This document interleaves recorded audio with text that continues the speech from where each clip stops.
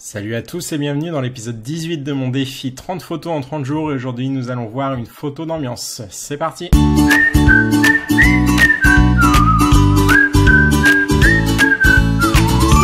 Alors, qu'est-ce qu'on appelle généralement une photo d'ambiance dans la photographie animalière? Eh bien, il s'agit tout simplement d'une photo où le sujet, où l'animal ne va pas être vraiment le sujet principal, mais où il va être intégré en petit dans son environnement. Et ici, c'était donc le but avec cette petite mouette qui était posée sur un support au ras de l'eau. Donc c'était sur un étang près de chez moi. Il faisait quasiment nuit, il y avait un coucher de soleil, la lumière venait de derrière. Et je trouvais que les couleurs, les reflets du soleil et les couleurs sur l'eau étaient vraiment sympathiques. Et il y avait ce jour-là que cette mouette comme sujet, donc j'ai essayé de me débrouiller pour avoir quand même un cliché sympa à ramener à la maison. Donc c'est parti, je vais vous montrer tout de suite la retouche qui va être assez rapide je pense. On va tout d'abord passer en format carré. On est quand même très très loin là de la mouette. En fait j'étais au niveau d'une digue donc je pouvais pas me rapprocher beaucoup plus. Donc on va aller tout simplement recadrer un peu tout ça pour recentrer quand même un minimum le regard sur le sujet. Et aujourd'hui, j'ai décidé de faire une retouche avec un format carré. Donc, comment passer au format carré? Eh bien, on va tout simplement cliquer sur l'outil de recadrage ici et sur cet onglet, vous voyez l'onglet original, vous pouvez cliquer et vous avez différents rapports de recadrage qui sont paramétrés par défaut. Et nous, celui qui nous intéresse, eh bien, c'est tout simplement le 1x1, ce qui correspond donc au format carré. Donc je vais bien replacer mon cadrage comme ceci. Je vais encore rentrer dans la photo pour aller placer mon sujet sur la règle des tiers. Et je vais tout simplement ici remonter mon cadrage et on voit ici qu'on a les reflets de l'eau qui sont un petit peu inclinés.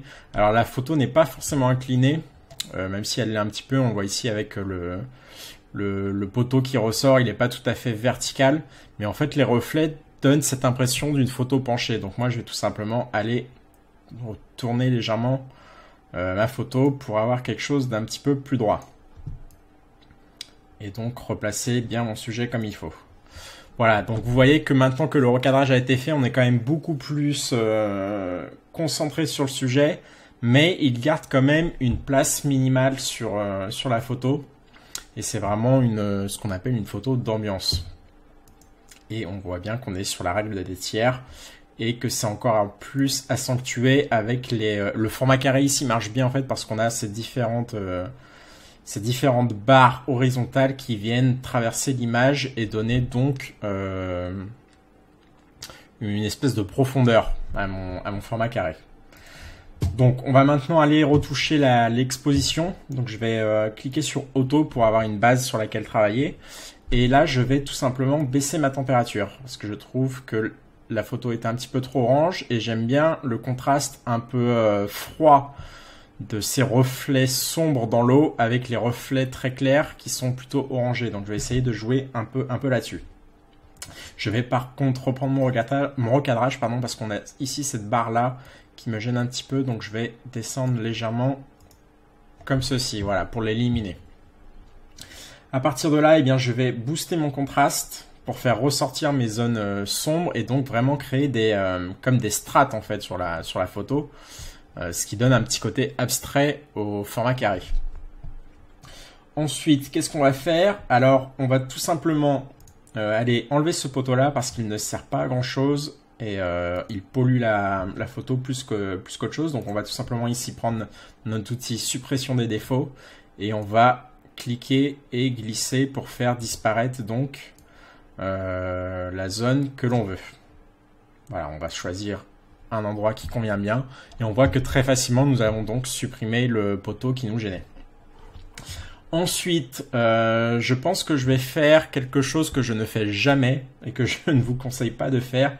Je vais faire de la clarté négative. En fait, je trouve qu'on a un peu trop de détails, un peu trop de texture sur toutes les petites vagues au ras de l'eau. Et en fait, je voudrais lisser ça. Et le meilleur moyen de faire ça, eh bien, c'est tout simplement de faire de la clarté négative. Alors, on va pas aller ici sur ce curseur-là parce que vous voyez que ça a tendance à flouter également mon animal. Mais je vais donc plutôt faire un filtre radial que je vais donc sélectionner mon animal et le poteau, comme ceci. Et je vais augmenter mon contour progressif et tout simplement ici baisser la clarté à fond et inverser le masque. Ce qui fait qu'en fait la clarté négative se fait sur l'extérieur du filtre radial. Donc la clarté, on va pas la diminuer autant non plus. Je vais peut-être passer à une valeur de moins 60 et je vais donc cliquer sur terminer. Et si on regarde l'avant-après, donc avant, après, on voit qu'on a quand même lissé la surface de l'eau, ce qui permet donc de lisser tous ces détails et que notre regard ne soit pas attiré par ces grosses taches sombres non plus. Alors je pense que je vais quand même diminuer ma clarté, réaugmenter ma clarté, pardon, un tout petit peu. Peut-être aller sur du moins 40, je l'avais peut-être un peu trop poussé avec du moins 60. Et voilà, là ça me plaît plutôt bien. Donc on va retourner sur l'exposition, je vais augmenter mes hautes lumières et mes blancs surtout. Et je vais réaugmenter également mes ombres. Et peut-être aller diminuer la saturation et augmenter un petit peu la vibrance. Et à partir de là, eh bien, je pense qu'on va tout simplement aller faire un peu de virage partiel pour donner une teinte un peu plus bleutée à ces zones ombrées. Donc je vais sélectionner ici dans mes ombres la couleur bleue. Et alors on va pas aller non plus dans quelque chose de trop saturé. Mais peut-être à 20%, ça peut fonctionner. On va voir ce que ça donne à 20%. Si je fais un avant-après, on voit que ça a rajouté une teinte un peu bleutée à nos ombres. Je vais encore diminuer légèrement la saturation. Et je vais passer à 15. On va voir un avant-après. Donc avant, après. Vous voyez donc qu'on avait avant une couleur un peu grisâtre. Et ici, on a récupéré du bleu, ce qui donne une couleur froide à mes ombres. Et je vais faire l'inverse pour les hautes lumières. Je vais tout simplement faire une teinte un peu plus chaude dans mes hautes lumières, comme ceci. Peut-être pas autant, parce que là, c'est quand même vachement visible sur mes hautes lumières. Je vais voir 10% ce que ça donne. Donc avant et après, c'est très léger, mais ça me rajoute une teinte dorée sur mes hautes lumières, ce qui est plutôt sympa. Ensuite, on va voir au niveau peut-être de la mouette, on va essayer de la contraster un petit peu plus. Alors forcément, comme on a énormément zoomé dans la photo, on a une grosse perte de qualité au niveau de la mouette qui ne ressort plus, qui n'a pas un très très bon piqué, mais c'est pas grave parce que on va en fait afficher la photo comme ceci, donc à ce niveau-là, ça se voit pas trop. Et comme c'est fait pour de l'affichage sur Internet, on n'a pas besoin d'une qualité non plus excellente, pardon. Donc je vais tout simplement reprendre mon outil filtre radial et je vais donc entourer ma mouette comme ceci. Et je vais booster mes contrastes pour faire ressortir le noir et tout simplement redonner un peu de lumière dans mes ombres peut-être. Non, pas dans mes ombres. On va aller voir au niveau des blancs non plus. Alors peut-être au niveau des hautes lumières très légèrement. Voilà, comme ceci. Et on va voir donc avant et après. On voit qu'on a quand même gagné un petit peu de contraste sur la mouette. Alors à partir de là, je pense que je vais diminuer un peu encore ma saturation. Comme ceci. Et je vais augmenter mon exposition et rajouter une teinte un peu plus froide à ma photo comme ceci. Qu'est-ce qu'on peut faire d'autre?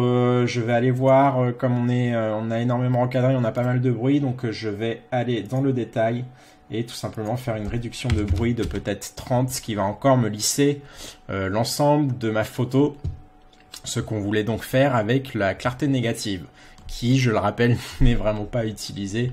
C'est vraiment un cas exceptionnel ici. Alors, on va faire un petit avant-après pour voir ce que ça donne. Donc, on voit qu'on est beaucoup moins chaud au niveau de la balance des blancs. On a bien éclairé notre photo. Ça me plaît plutôt bien comme ça, donc je pense que je vais rester là pour aujourd'hui. J'espère que vous avez apprécié cette vidéo, que vous avez découvert les photos dites d'ambiance. Si vous avez aimé la vidéo, n'hésitez pas à la partager, à mettre un pouce bleu. Et moi, je vous dis à demain pour l'épisode numéro 19. Salut tout le monde!